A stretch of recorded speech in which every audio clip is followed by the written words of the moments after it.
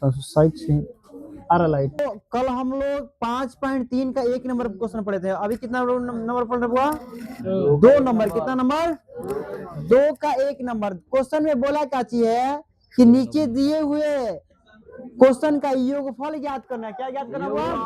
इसमें भी योगफल निकालना है। क्या निकालना है? क्वेश्चन है मेरा 7 + 10 पूर्णांक 1/2 फिर प्लस फिर कितना दिया? 14 फिर प्लस डॉट डॉट डॉट क्या दिया है? 84 दिया है। अब देखिए उसमें था 10 पदों तक, 10 पदों तक, मगर यहाँ पद ऑलरेडी दे दिया। कितना दिया है? 84। आप जानते हैं योगफल निकालने के लिए फॉर्मूला होता है SN वाला। कौन सा हुआ?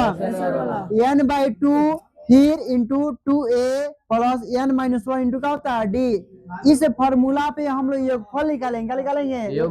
मगर योगफल निकालने के लिए हमको n का मान चाहिए। किसका मान चाहिए? n का मान। और किसका मान चाहिए? a का। उसके बाद b का मान चाहिए। मगर मेरा मान तो a का मिल जाएगा यहाँ से, नहीं जी?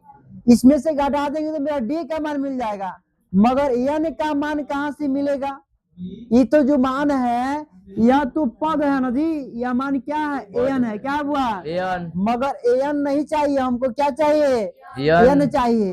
तो n निकालने के लिए इसे फॉर्मूला पे बैठाना पड़ेगा। सबसे पहले हमको यहाँ से लिख लेंगे, इस फॉर्मूला से हमारा लिख लेंगे n का मान। किसका मान हुआ? n का मान। तो क्वेश्चन में सबसे पहले यहाँ पे चलेंगे, ये जो प्रथम पद दे दिया है a1 हो जाएगा। d निकालने के लिए यानी सारा अंतर कॉमन डिफरेंस दूसरा पद में से या ये होगा a1 का होगा हुआ। तो a2 में से a1 को घटाएंगे तो मेरा क्या निकलेगा? d का मान। तो देखिए a2 का मान निकालने से पहले यहाँ पे देखिए, सॉरी, a2 जो है 10 पूर्णांक 1 बटा कितना दिया? 2। तो इसको गुना करेंगे, 10 में 2 से गुना करें कितना होगा? 20। 20 में 1 कितना होगा? 21 बटा कितना हुआ? 2। इधर a1 का मान कितना दिया है? 7। अब देखिए इसके नीचे बाटा नहीं, डायरेक्ट क्या होगा? गुना। तो कितना हो जाएगा? 14 ना जी। तो 21 में से 14 घटा कितना आएगा? 7 बटा मेरा कितना हो गया? यानी मेरा कॉमन डिफरेंस निकल गया 7 बटा कितना? 2। एक के भी मान मिल गया। अभी जो 84 दिया है यह क्या हुआ? an का मान है। an का मान। किसका मान है? मगर हमको क्या चीज चाहिए? n का मान। n का मान चाहिए। फॉर्मूला लिखेंगे an वाला। an बराबर हो जाएगा a plus n-1 into d। अच्छा an का मान कितना दिया? 84 लिखिए। a का मान कितना दिया? 7। n का मान दिया है? नहीं। अब देखिए d का मान दिया 7 बटा कितना? 2। अब देखिए प्लस में कैसे जाएगा? माइनस में। तो माइनस में जाएगा तो घटाएंगे कितना आएगा? 77। कितना का हुआ? 77। अब देखिए ये गुना में है, इधर बाटा में जाएगा तो ऊपर वाला चीज नीचे चल जाएगा। कहाँ चल जाएगा? नीचे।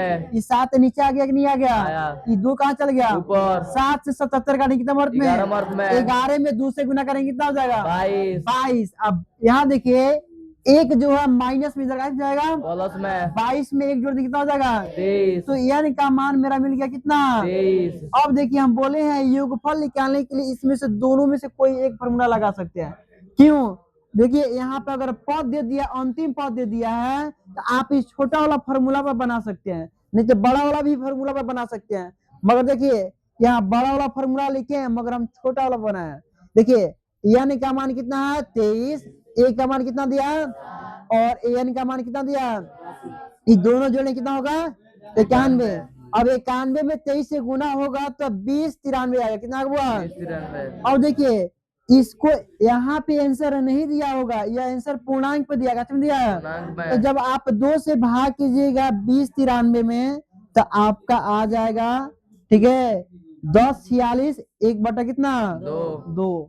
यानी छोड़ो ये काट दो।